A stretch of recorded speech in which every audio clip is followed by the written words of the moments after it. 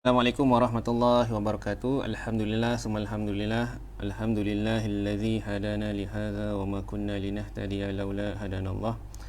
Asyhadu an la ilaha illallah wa asyhadu anna Muhammad abduhu wa rasuluh. Allahumma ja'alna minal ladzina yastami'una al-qawl fayattabi'una ahsanah. Alhamdulillah, tuan-tuan, puan-puan, para penonton dan para pendengar yang dirahmati Allah sekalian, kita panjatkan setinggi-tinggi kesyukuran kepada Allah SWT dan atas segala nikmat dan kurnianya dapat kita bersama-sama pagi ini insyaAllah untuk kita bersama mendengar sedikit perkongsian untuk kita memahami tentang isu Palestin ni secara lebih mendalam. Jadi insyaAllah saya minta kepada para penonton itulah, kalau ada sebarang masalah teknikal suara boleh terus maklum di ruangan komen lah. Jadi supaya saya boleh ambil tahu. Jadi alhamdulillah untuk pagi ini suka untuk saya berkongsi tentang isu Al-Quds ni menurut akidah umat Islam. Okey. Pertamanya dalam keadaan kita sekarang ni dunia sekarang sedang dilanda wabak COVID-19 ni seperti mana yang kita maklum, dan seluruh dunia sedang menghadapi kesukaran lah, dan termasuklah juga saudara-saudara kita yang berada di Palestin sana, dan mereka menghadapi dua kesukaran besar sekarang. Kita mungkin menghadapi satu je kesukaran, mungkin kita menghadapi kesukaran dengan wabak ni, dan juga kesukaran dari sudut krisis ekonomi yang mungkin akan melanda lah. Tetapi mereka di Palestin dalam keadaan terpaksa bertarung untuk melawan dengan wabak ni dalam keadaan serba kekurangan. Tapi pada masa yang sama mereka juga masih terpaksa untuk melawan penjajah Zionis tu. Jadi mereka ada dua musuh yang besar, satu yang nyata, satu lagi yang tak nampak sama seperti itu. Jadi mereka dalam keadaan yang sangat tersepit. Jadi insyaAllah pada pagi ni suka untuk saya akan kongsikan satu tajuk ataupun satu perkara, iaitu berkaitan isu Palestin ni ataupun isu Al-Quds Baitul Maqdis ni menurut akidah umat Islam. Kenapa kita memperjuangkan isu ni? Mungkin setengah orang dia memandang isu Palestin ni kita kesian sebab dia adalah isu kemanusiaan. Zionis menjajah mereka, hidup susah, mereka ni diseksa, berperang dan sebagainya. Tetapi sebagai umat Islam kita perlu faham bahawa isu Palestin ni adalah lebih besar daripada itu. Dan kenapa kita bersungguh-sungguh sangat, dan kenapa kita seolah-olah macam melebihkan fokus untuk memperjuangkan isu Palestin ni, inilah yang kita akan bincang pada pagi ini insyaAllah. Isu Palestin ni, tuan-tuan dan puan yang dirahmati Allah sekalian, bukanlah sekadar isu kemanusiaan semata-mata. Ya, mungkin dari sudut kacamata orang bukan Islam kita boleh bawa dia untuk bersama-sama sebagai isu kemanusiaan. Tetapi kita sebagai umat Islam kita perlu memahami bahawa isu Palestin ni ia adalah isu akidah. Kenapa dia adalah isu akidah? Kerana terdapat begitu banyak dalil Al-Quran dan hadis yang kalau kita hayati, Palestin ni mempunyai kedudukan yang sangatlah istimewa di dalam Islam. Okey. Pertamanya hari ni pertamanya bumi Palestin ni dan bumi Baitul Maqdis ni merupakan kiblat pertama umat Islam. Tuan-tuan dan puan, Rasulullah dan para sahabat selepas sahaja mereka mendapat wahyu solat selepas Isra' dan Mi'raj, mereka bersolat menghadap ke arah Baitul Maqdis ni selama lebih kurang 17 bulan. Satu tempoh yang bukan sekejap. Jadi tuan-tuan dan puan-puan bayangkan, kalau hari ini kita punya kecintaan dan juga mungkin kerinduan kita terhadap bumi Haramain, Masjidil Haram dan juga Masjid Nabawi, dan juga terutamanya Masjidil Haram yang menjadi kiblat, Kaabah yang menjadi kiblat kita. Tuan-tuan dan puan-puan bayangkan Rasulullah dan sahabat mereka bersolat menghadap ke arah Baitul Maqdis ni 17 bulan. Jadi kerinduan dan juga kepentingan kedudukan Baitul Maqdis itu sangat penting di sisi mereka. Kita bayangkan hari ini, maksudnya kalaulah Kaabah tu hari ini dan Masjidil Haram tu hari ini dijajah oleh Zionis, dan dijajah oleh mana-mana lah kuasa lain, pastinya kita tidak akan duduk diam. Kita tak akan duduk diam. Tetapi begitulah, inilah sekarang yang telah berlaku kepada kiblat pertama umat Islam, iaitu bumi Baitul Maqdis itu sendiri. Jadi kita perlu perasaan kecintaan kita tu perlu ada terhadap bumi. Dan tuan-tuan dan puan, bumi Baitul Maqdis ni ataupun Masjid Al-Aqsa ni merupakan masjid yang kedua dibina di muka bumi ni. Benda ni disebutkan dalam hadis riwayat Bukhari, diriwayatkan daripada Abu Zar, bahawa Abu Zar bertanya kepada Rasulullah, apakah masjid yang pertama dibina di muka bumi ni? Lalu Rasulullah menjawab, masjid yang pertama dibina adalah Masjid Al-Haram. Kemudian Abu Zar bertanya lagi, apa masjid yang kedua? Lalu Rasulullah menjawab, Masjid Al-Aqsa. Dan Abu Zar bertanya lagi, berapakah jarak masa pembinaan antara kedua masjid ni? Dan Rasulullah jawab, jaraknya selama 40 tahun. Dan Rasulullah sebut lagi, di mana saja kamu dapat bersolat padanya, maka bersolatlah. Dan bumi itu untukmu masjid. Okay. Dan tuan-tuan dan puan, Masjid Al-Aqsa ni merupakan masjid yang ketiga paling agung di sisi umat Islam. Terdapat banyak riwayat hadis yang menceritakan tentang kelebihan Masjid Al-Aqsa ni. Antaranya adalah hadis riwayat Bukhari yang Rasulullah sallallahu alaihi wasallam menyebut bahawa la tushiddu rihal ila salasatil masajid, al-Masjidil Haram wa Masjidil Aqsa wa Masjidi hadza. Tidak ditekankan perjalanan kecuali ke arah tiga masjid, iaitu yang pertama Masjidil Aqsa, kemudian pertama Masjidil Haram, kedua Masjidil Aqsa, dan ketiga Masjid Nabawi. Maksudnya Masjidil Aqsa ni berada dalam tiga masjid yang paling diutamakan dalam Islam. Dan dalam hadis lain disebut bahawa siapa yang solat dekat Masjidil Haram, pahalanya 100,000 kali ganda berbanding solat di tempat lain. Bersolat di Masjid Nabawi 1,000 kali ganda berbanding di solat di tempat lain. Dan di Masjid Al-Aqsa 500 kali ganda berbanding solat di tempat lain. Tetapi sebenarnya tentang fadilat ataupun gandaan solat di Masjid Al-Aqsa ni ada tiga pendapat, sebab ada tiga riwayat hadis yang berbeza. Pertama, ada hadis yang mengatakan bahawa solat di Masjid Al-Aqsa 1,000 kali ganda berbanding solat di tempat lain. Yang kedua, ada yang mengatakan bahawa solat di hadis mengatakan solat di Masjid Al-Aqsa 500 kali ganda. Dan ada satu lagi hadis dan juga pendapat ketiga adalah solat di Masjid Al-Aqsa 250 kali ganda berbanding solat di tempat lain. Dan terdapat lagi hadis yang lain yang mengatakan bahawa Masjidil Aqsa ni merupakan tempat iktikaf yang utama. Dan juga ada hadis yang menyebut bahawa barang siapa yang bertolak untuk pergi ke menunaikan haji daripada Masjidil Aqsa, maka diampunkan dosa-dosanya lalu. Jadi terlalu banyak kelebihan Masjidil Aqsa ni di sisi umat Islam. Okay. Dan juga tuan-tuan dan puan, bumi Baitul Maqdis ni merupakan bumi Isra' dan Mi'raj. Yang seperti mana kita maklum, yang kita setiap tahun kita akan menyambutnya dan kita akan mengulang kembali peristiwa agung ini yang Allah SWT telah firmankan dalam surah Al-Isra' ayat pertama, a'udzubillahi minasyaitonirrajim, subhanallazi asra bi 'abdihi lailan minal masjidil haram ilal masjidil aqsa allazi barakna haulahu linuriyahu min ayatina innahu huwas samiul basir. Maha suci Allah yang telah menjalankan hamba-Nya pada malam hari dari Masjidil Haram ke Masjidil Aqsa, yang kami telah berkati, yang kami berkati sekelilingnya untuk memperlihatkan kepadanya tanda-tanda kami. Sesungguhnya Allah juga yang Maha mendengar lagi Maha mengetahui. Okay.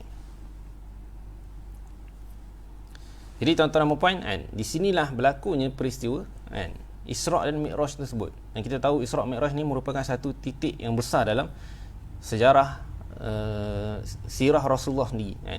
Di situlah bermulanya pensyariatan solat tu sendiri. Dan di situlah juga di sini di Masjid Al-Aqsa di Baitul Maqdis juga pada malam tersebut sebenarnya Rasulullah telah mengimamkan para nabi dan rasul. Rasulullah telah menjadi imam kepada para nabi dan rasul dan telah berkumpulnya para nabi dan rasul di Masjidil Aqsa. Ia merupakan peristiwa yang berlaku, satu-satunya peristiwa yang berlaku sepanjang tamadun manusia. Tidak pernah Allah SWT mengumpulkan para nabi dan rasul di satu tempat pada satu masa kecuali pada malam Isra' dan Mi'raj. Dan Rasulullah telah mengimamkan para nabi dan rasul yang beramai-ramai itu. Dia merupakan satu peristiwa yang besar sebenarnya dan merupakan satu simbolik yang sangat besar. Tuan-tuan dan puan yang dirahmati Allah sekalian, kita hari ini kalaulah ada perhimpunan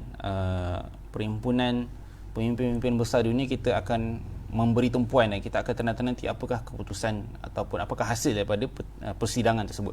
Tapi tuan-tuan dan puan yang berkumpul ni bukanlah sekadar pemimpin-pemimpin negara dunia, tapi dia adalah para nabi dan rasul utusan Allah SWT yang Allah kumpulkan dari pelbagai masa, dari pelbagai tempat yang berkumpul di Baitul Maqdis.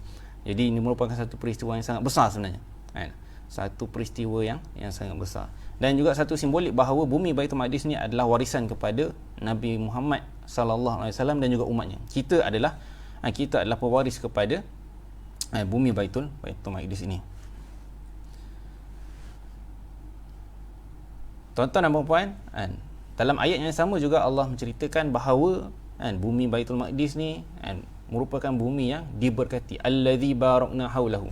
Yang mana huraian tentang barakna haulahu ni kita akan bincang lagi dalam perbincangan perbincangan dalam buku Haqaiq Quraniyah haula Qadiyah Al-Palestiniyah yang dikarang oleh Dr. Salah Al-Khaldi nanti. Nanti perbincangan lanjut ni kita akan bincang tentang barakna haulahu ni.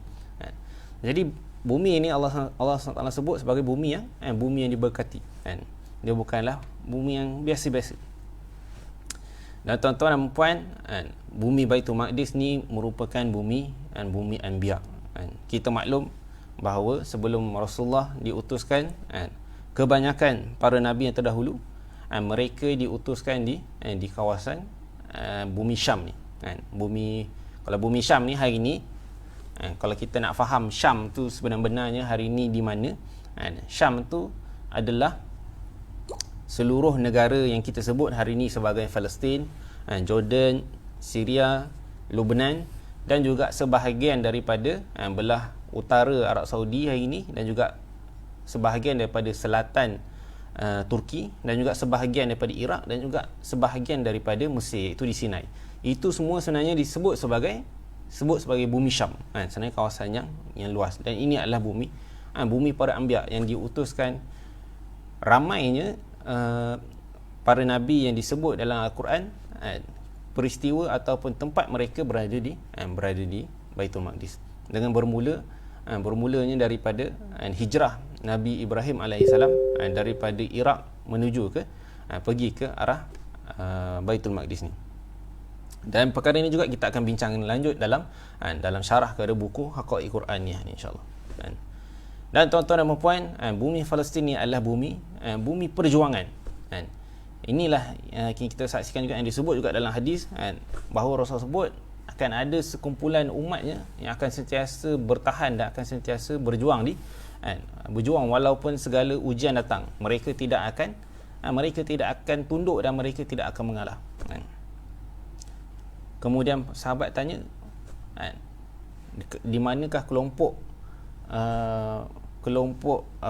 umat Rasulullah ni yang begitu kuat bertahan ni? Dan Rasul sebut, hum bi Baitul Maqdis wa aknaf Baitul Maqdis. Mereka tu berada di Baitul Maqdis dan kawasan sekitar Baitul Maqdis.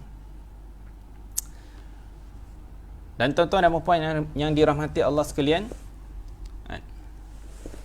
Rasulullah juga telah menjanjikan bahawa bumi Baitul Maqdis ni akan dibuka. Dan hadis ni Rasulullah riwayatkan di dalam perang Tabuk. Perang Tabuk ni merupakan perang yang terakhir Rasulullah sertai sebelum baginda wafat. Yang mana dalam perang ni Rasulullah sampaikan hadis kepada Auf bin Malik. Rasulullah bersabda, hitunglah 6 perkara yang akan terjadi menjelang hari kiamat. Iaitu yang pertama, mauti, kematianku, kemudian Fathu Baitul Maqdis, pembukaan Baitul Maqdis. Dan benda ni adalah satu benda yang Rasulullah sendiri telah janjikan kepada kita. Dan sebenarnya terdapat banyak hadis-hadis yang lain juga yang menceritakan tentang bumi Baitul Maqdis ni akan menjadi makmur. Dan juga tuan-tuan dan puan, bumi Baitul Maqdis ni merupakan bumi bumi khilafah akhir zaman.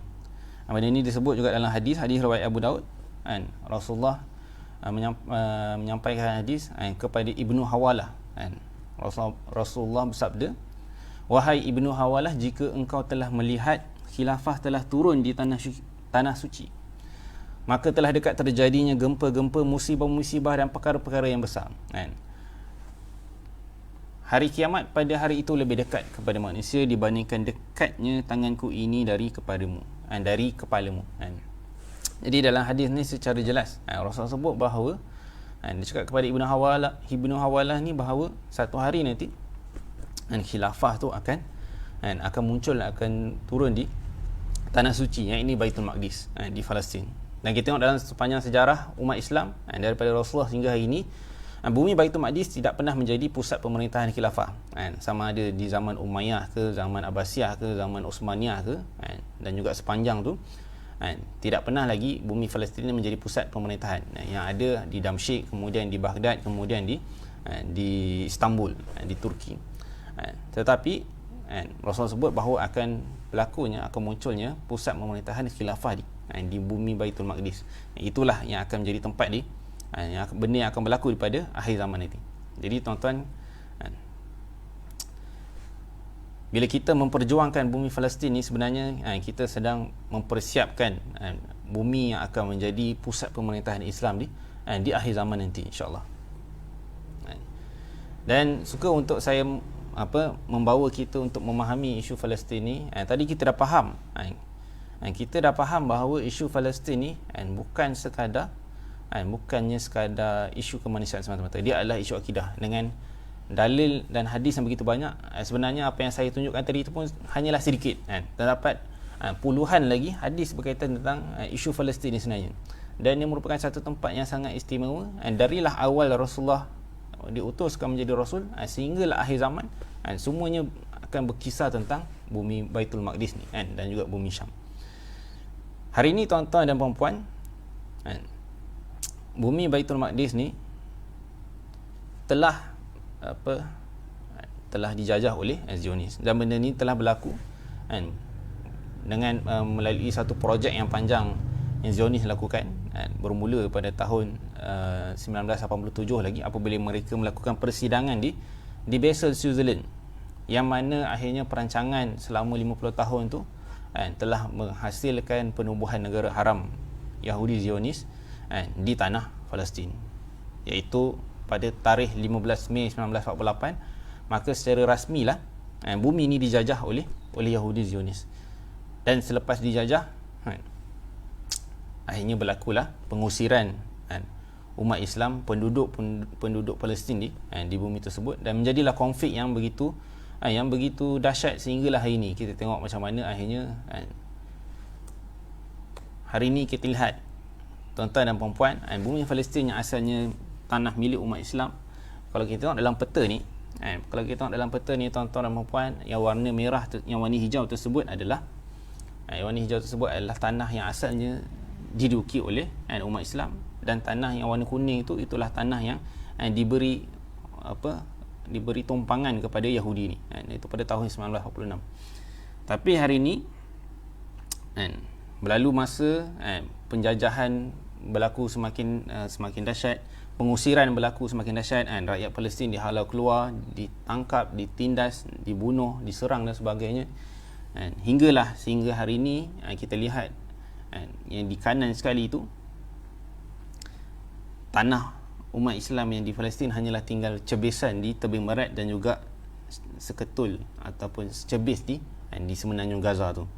Hampir keseluruhan tanah Palestin itu telah dijajah oleh Yahudi. Ini satu benda yang cukup menyedihkan kita. Sedangkan dia adalah kiblat pertama umat Islam.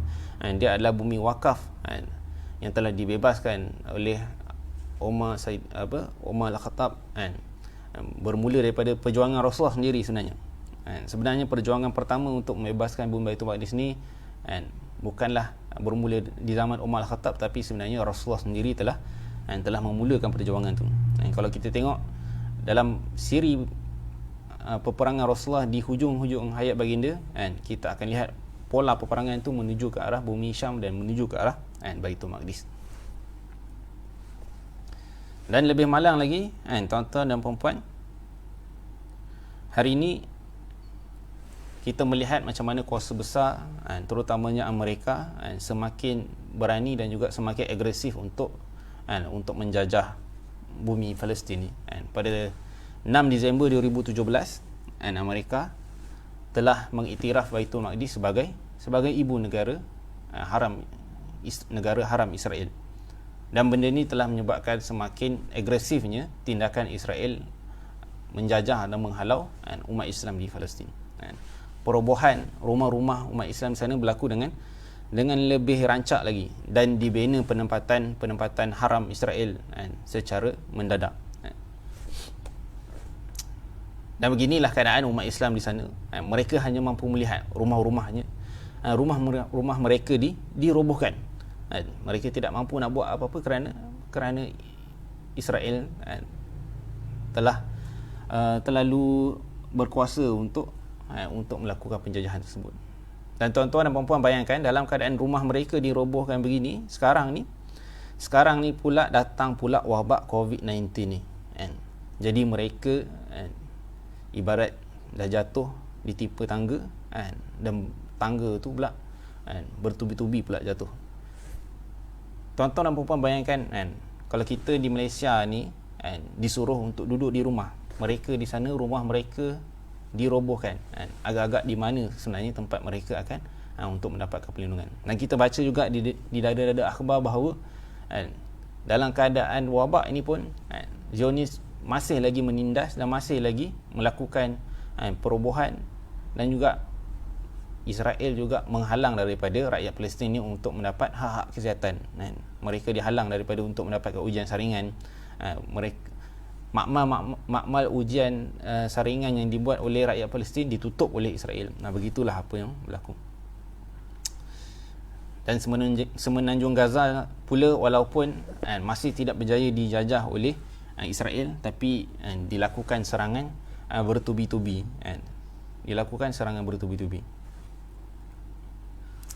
Dan satu lagi benda yang saya ingin kongsikan, apa yang berlaku sekarang ni, mungkin sekarang ni benda ni telah menjadi sunyi kerana isu COVID-19 ni. Tapi sebelum wabak COVID-19 ni berlaku secara serius, ada satu benda besar yang sedang berlaku di Palestin ni dan masih berjalan hingga sekarang, iaitulah perjanjian disebut sebagai Deal of the Century. Apakah Deal of the Century ni, tuan-tuan dan puan-puan? Deal of the Century ni asalnya bukanlah benda yang baru. Pada tahun 2016 ia pernah dicadangkan oleh Presiden Israel pada waktu tersebut, iaitu Ehud Olmert, yang mana dia membuat perjanjian dengan Presiden Palestin iaitu Mahmud Abbas untuk membuat perjanjian damai supaya dua-dua negara ni saling mengiktiraf satu sama lain. Two state solution lah kita boleh katakan. Namun benda ni tidak dipersetujui oleh dua-dua rakyat, dua-dua pihak. Pastinya umat Islam tidak akan sesekali bersetuju untuk mengiktiraf negara Israel, dan juga rakyat Israel tidak bersetuju. Kenapa? Sebab mereka tak nak walau seinci pun tanah di Palestin tu diiktiraf sebagai tanah Palestin. Jadi mereka tamak, mereka nak semua. Jadi akhirnya perancangan ni dua-dua gagal. Namun kemudian Amerika telah datang dengan satu projek dan juga satu proposal yang disebut sebagai Vision of Peace, ataupun yang dikatakan sebagai inilah Deal of the Century ni. Dan apakah Deal of the Century ni, tuan-tuan dan puan-puan? Deal of the Century ni, Amerika kononnya kata akan memberi dana sebanyak 50 bilion USD yang akan dibagi kepada negara Palestin dan juga rakyat Palestin untuk membangunkan Palestin. Tapi apakah timbal balas kepada 50 bilion tu? Palestin mestilah mengiktiraf negara Israel, dan juga dunia juga perlu mengiktiraf negara Israel, dan juga negara ataupun kerajaan Palestin yang ditubuhkan tidak boleh mempunyai kekuatan tentera dan tidak boleh mempunyai kedaulatan tersendiri. Jadi segala bentuk ketenteraan milik rakyat Palestin perlu dibubarkan. dan juga Baitul Maqdis akan menjadi milik Israel secara keseluruhannya, termasuklah Masjidil Aqsa. Dan hakikatnya Palestin akan jadi hanyalah wilayah autonomi kecil, bukanlah sebuah negara yang berdaulat pun. Dan yang lebih malang lagi, negara Palestin ini hanya akan ditubuhkan selepas 4 tahun perjanjian ini dijalankan. Jadi kita lihat bahawa hakikatnya dia adalah satu perjanjian yang sangat berat sebelah dan sangat menipu lah. Dan yang lebih malang lagi ataupun yang lebih menyedihkan lagi sebenarnya tuan-tuan dan puan, 50 bilion yang disebut oleh Amerika tu bukanlah 50 bilion tu datang daripada Amerika sendiri pun. Apa yang mereka cuba lakukan sebenarnya adalah mereka telah melakukan persidangan. Melakukan persidangan di Bahrain pada 26 Jun 2019, yang mana Amerika telah mengumpulkan pemimpin-pemimpin negara Arab, terutamanya negara Arab Teluk yang kaya raya ni, dan dia telah cuba untuk bernegosiasi dengan negara Arab ni supaya mereka yang mengumpulkan duit dan mengeluarkan duit 50 bilion tersebut, bukannya Amerika Syarikat sendiri yang bagi.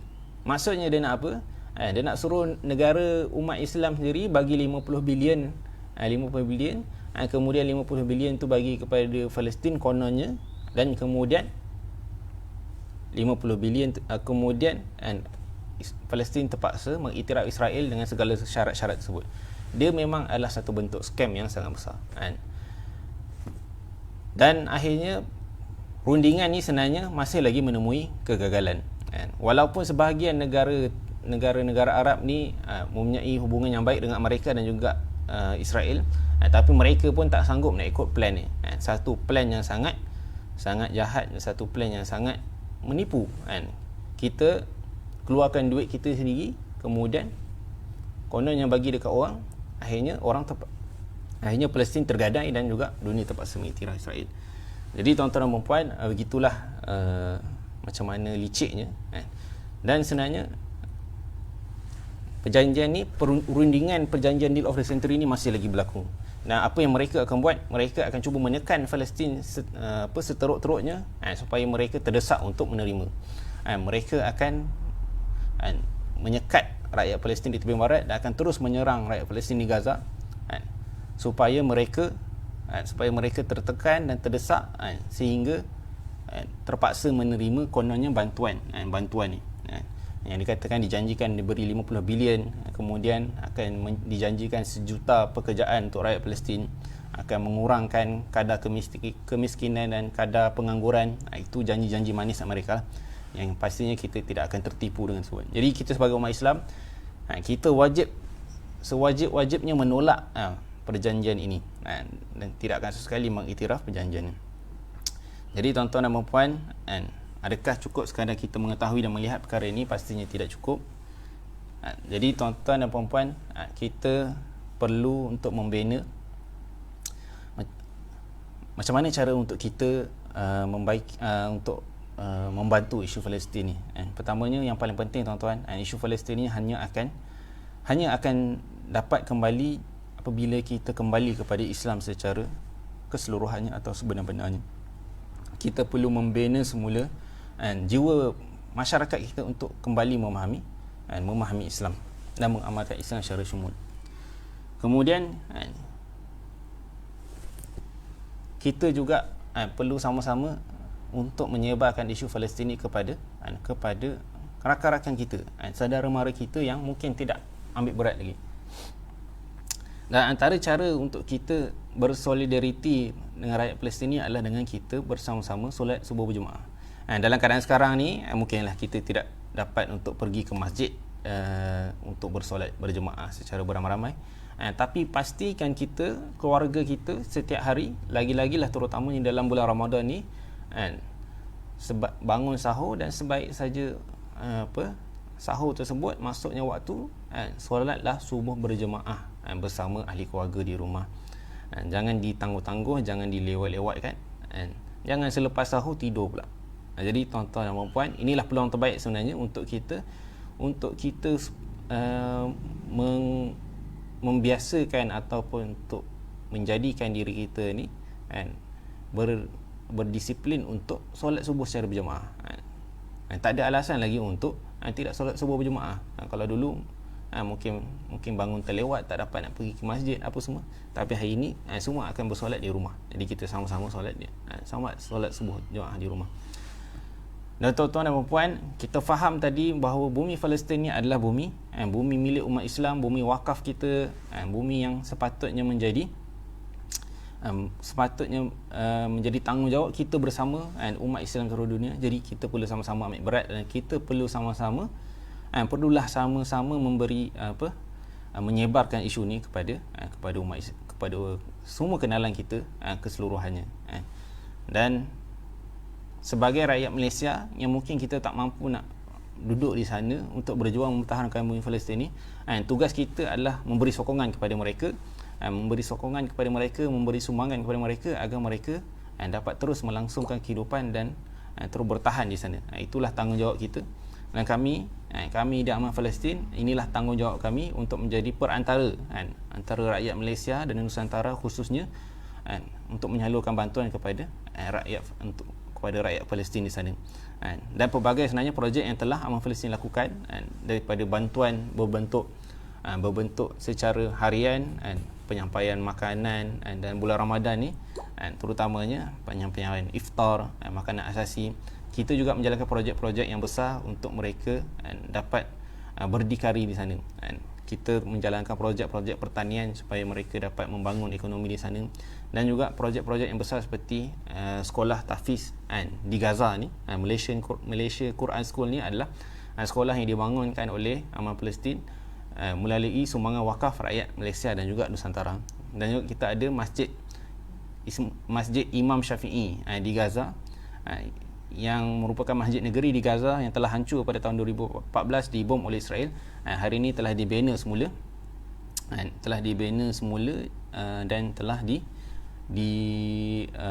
dibina semula juga hasil pada wakaf rakyat Malaysia dan juga Nusantara.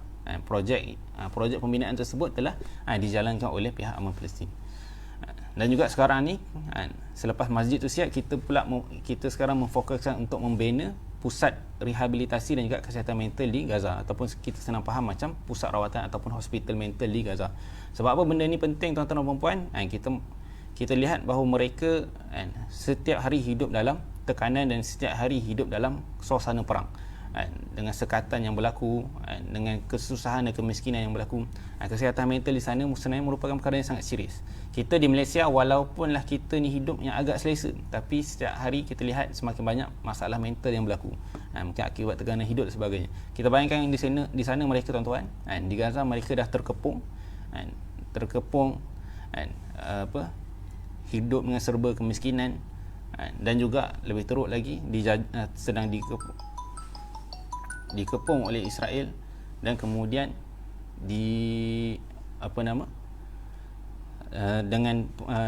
diserang oleh Zionis pada tak kira masa. Jadi begitu sebenarnya kesihatan mental ni sangat kritikal dan sangat serius di sana. Jadi insya-Allah tuan-tuan dan puan yang berminat untuk menyumbang untuk Aman Palestin, bolehlah salurkan sumbangan di akaunnya tentera. Dan sekarang ni kita sedang menjalankan bantuan Ramadan di sana. Jadi tuan-tuan boleh nak salurkan sumbangan untuk iftar di rakyat Palestin di sana, ataupun nak sumbangan wakaf untuk pusat rehabilitasi mental tadi pun boleh, dan untuk tabung anak yatim pun boleh. Jadi tuan-tuan boleh salurkanlah kepada akaun ni. Jadi insya-Allah tuan-tuan dan puan, kita faham daripada kita punya kuliah kita hari ini bahawa isu Palestin ni kita berjuangkan bukanlah semata-mata kerana kemanusiaan ataupun kesian semata-mata, tapi ialah isu akidah, yang mana kita akan huraikan lebih panjang dalam siri pembentangan akan datang, insya-Allah. Insya-Allah segala yang baik kepada Allah SWT, yang lemah itu kelemahan saya sendiri. Semoga kita terus bertahan dan terus bersabar menghadapi ujian ni, dan kita ambil iktibar bahawa di sana ada orang yang diuji lebih hebat dan lebih dahsyat daripada kita. Dan sama-samalah kita bantu rakyat Palestin ni yang merupakan saudara kita juga, yang menjadi wakil kita mempertahankan bumi Palestin. Wabillahi taufiq wal hidayah. Sekian, assalamualaikum warahmatullahi wabarakatuh.